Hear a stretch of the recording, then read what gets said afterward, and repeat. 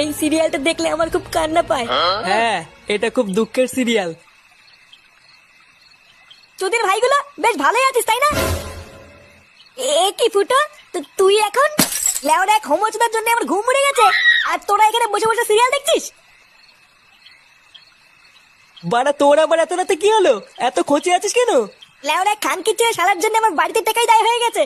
চুদির ভাই হোমোচোদার বাল প্যান্ট খুলে দিচ্ছে, প্যান্টের ভিতরে হাত ঢুকিয়ে নাড়ি দিচ্ছে। বোধহয় এইভাবে কি থাকা যায় নাকি?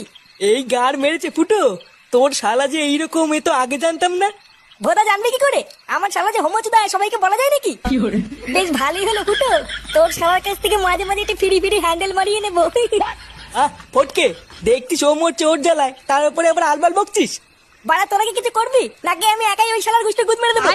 লেওড়া তুই অত মাথা গরম করিস না ফুটো।